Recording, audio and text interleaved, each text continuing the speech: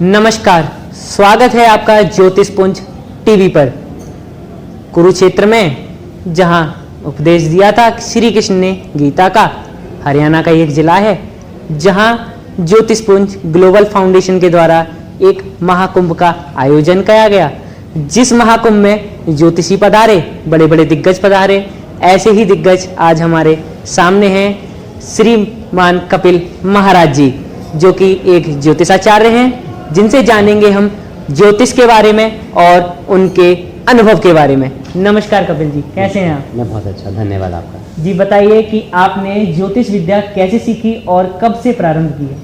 मुझे ज्योतिष क्षेत्र में 35 साल हो चुके हैं और ये मैंने 17 साल की उम्र में शुरू किया था। इसका शुरुआत इस तरह से थी कि बचपन में जब हम छोटे होते थे, हमारे घर में एक ज्योतिषाचार्य आते थे और उन्होंने एक ऐसी प्रेडिक्शन की थी जो दिमाग में छाप छोड़ जाती है आपके, और वो वाकई प्रेडिक्शन पैर के तले के निशान को देख के की गई थी मेरे बारे में।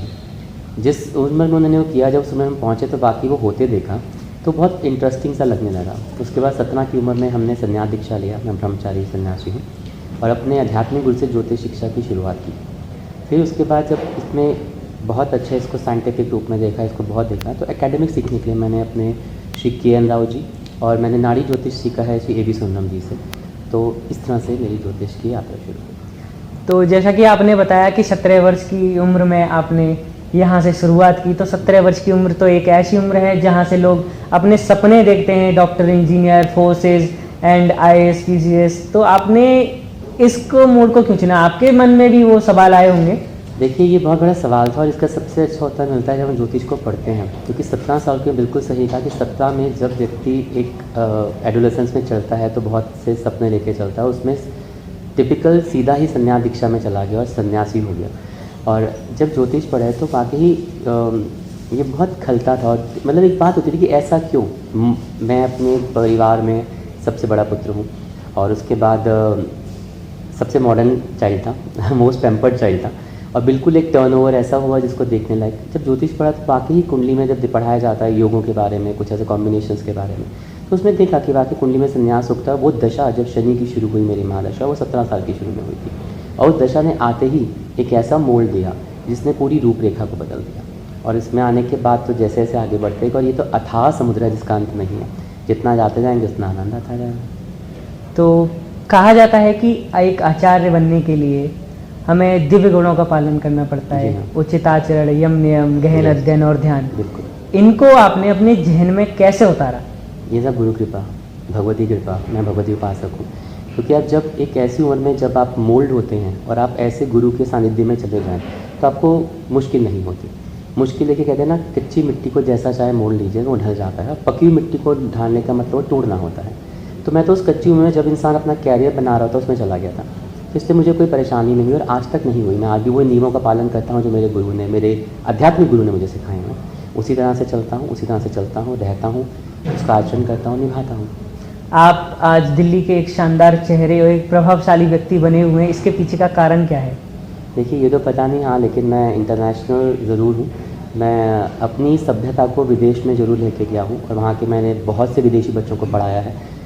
ना सिर्फ ज्योतिष, उनको अपने हिंदुस्तानी संस्कृति और सभ्यता को सिखाया है, उस मंत्रों को, उस मंत्रों की पावर्स को, अपने जो हमारे यहाँ पे एक बहुमूल्यवादी जो हमारे ऋषि मुनि थे उन सबको सिखाया। बाकी उसका असर भी देखा है। इसको आज जब ये सब लोग कहते हैं कि ये साइंटिफिक है, ज्योतिष ही नहीं, इवन हमारे मंत्र, उच्चारण, हमारे यज्ञ, ये साइंटिफिक हैं तो हाँ हैं, इनका साक्षात प्रमाण आपको दिखता है और बहुत ही अच्छे से दिखता है। तो ये बाकी जो नाम है या नहीं है, ये तो प्रभु भगवती कृपा या गुरुओं का आशीर्वाद है, उससे चल रहे हैं। जैसा कि आपने वैज्ञानिक प्रमाण देते हुए ज्योतिष के बारे में बताया, हम जानना चाहेंगे कि ज्योतिष का भारतीय विद्या से क्या नाता है?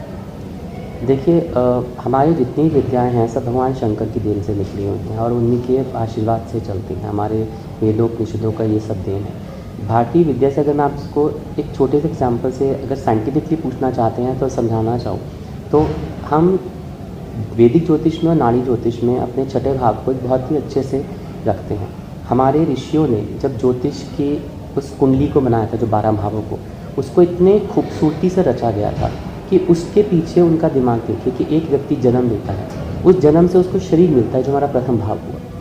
उस शरीर को चलाने के लिए आपने आ तो गए, लेकिन आगे उसको चलाने के लिए आपको धन की और परिवार की ज़रूरत होती है। तो उससे अगला उसे कुटुंब भाव देंगे, जहाँ पे हमारा धन भी है, हमारा कुटुंब भी है। पर आपने कुटुंब में बड़े हो गए, आपको धन आ गया, तब आप थोड़े से बड़े होते हैं, आप घर से बाहर कदम रखते हैं, जिसमें आपको अपना पराक्रम दिखाना होता है, अपना करेज होता है कि पहली बार बाहर जा रहे हैं। आपके मित्र मिलते हैं, आपके पड़ोसी मिलते हैं, आपके आजू बाजू के लोग मिलते हैं, जहाँ पे आप आउटगोर होते हैं, आपका तीसरा भाव आता है। उसके बाद चौथा, आप बड़े हुए, आपको परिवार से सुख मिलने लगा, आपने अपना परिवार में घर बनाया, आपको सुख समृद्धि हुई, आपके चौथे भाव आता है, जहाँ पे आपकी माँ से पार और आपकी शिक्षा आरंभ होता है। फिर आपका पंचम भाव इतना खूबसूरत कि आपके पूर्व जन्म के कर्मों की और विद्या का जान, जिसमें शास्त्रोक्त होता था। पहले तो हम पंचम को शास्त्र विद्या मानते थे, क्योंकि पहले वही पढ़ाया जाता था, और आज हम उसको एजुकेशन में ले लेते हैं। वहीं आपकी बुद्धि का भाव है, उसको यूज़ करना आप जब बड़े होते हैं तभी उसका काम आता है, पढ़ाई में आप हायर में निकलते हैं। फिर आता है छठा, और देखिए कितनी खूबसूरती से उस 5 और 6 7 को रखा गया कि विवाह के और बुद्धि के बीच में उस छठे भाव को रखा जाता है कि आपको एक विवाह करने के लिए आपको अपने आप को सक्षम बनाना पड़ता है। वो सक्षमता कैसे आती है? जब इस संसार में आप कंपटीशन देते हैं, आपके रोग ऋण रिपु शत्रु सब आते हैं। वो शत्रु शायद आपके अंदर भी हैं और बाहर भी। जब संसार में निकलते हैं आपके कॉम्पिटिटर्स खड़े हैं, वो कंपटीशन को जीतने के लिए आपको छठा भाव चाहिए।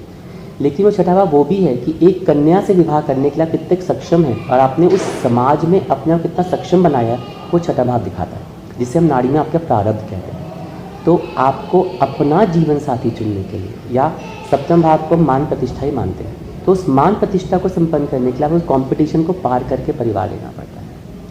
अष्टम को बहुत जगह पे आयु को ख़त्म मान लेते हैं, लेकिन अगर वो आयु सिर्फ इस देह की माना जाए, सूक्ष्म से ही मान लेते हैं, लेकिन वहाँ पे आपका एक्चुअली लाइफ शुरू हो जाती है। बहुत गूढ़ बातें हैं, इतने छोटे में तो समझाना बहुत मुश्किल है, संक्षेप में बताता हूँ कि अष्टम ऐसा है जहाँ पे इस संसारिक वस्तुओं का एक तरह से एक बिंदु लग जाता है, क्योंकि वहाँ पे आप अपना स्वाध्याय करते हैं। आपने जो पराक्रम दिखाया, छठे में जो आप कंपटीशन करते हैं, उसका तीसरा भाव है अष्टम भाव, मतलब उसका आउटपुट आपका जो एक्चुअली पराक्रम होगा वो अष्टम से निकलता है, आपको स्वाध्याय होता है।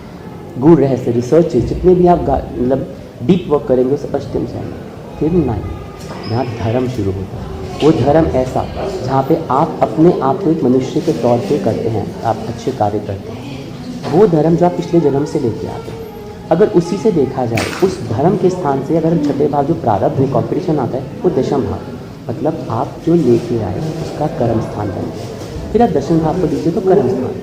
तो जो अब आप कर रहे हैं, यहाँ से आप हमारे शास्त्रों में इसको अप्रोफेशनल मानते हैं। मॉडर्न टाइम्स में हमारे जितने भी वैदिक शास्त्रों में लिखा है, आपका कर्म वो मनसा वाचा कर्मणा, आप कोई भी कर्म कीजिए वो दशम भाव से। ये नहीं कि आप रोटी कमा रहे हैं, आज के टाइम में भी ज़रूरी है, तो उसको करने के लिए दशम भाव है। तो इतनी खूबसूरती से रचा गया, और उस दशम से आपका छठा हो गया 9वां भाव, मतलब जो आप आज कर रहे हैं वो आगे के लिए बना रहे हैं। तो 9-10 को, इस कुंडली को इतने सूक्ष्म, इतनी बारीकी से, सुंदरता से रचा है कि समझने के लिए आपको वाकई एक बहुत ही गुड़, एक बढ़िया से, एक उत्तम से गुरु की आवश्यकता होती है। फिर आता है 11वां भाव, जहाँ उपलब्धि है, आपको अचीवमेंट्स है, आपके गेम्स है। वो गेम्स में अगर फिर अपने प्रारब्ध और कॉम्पिटिशन आप जीत रहे हैं, तभी आप सक्षम बन रहे हैं। उससे छठा मतलब आपके मेहनत का फल, राइट। वो आता है 12वां, जहाँ पे आपको आपका हर चीज़ का जांच है, आपके बुरे वस्तुओं का भी, आपके अच्छे वस्तुओं का भी, आपके इनपुट का भी।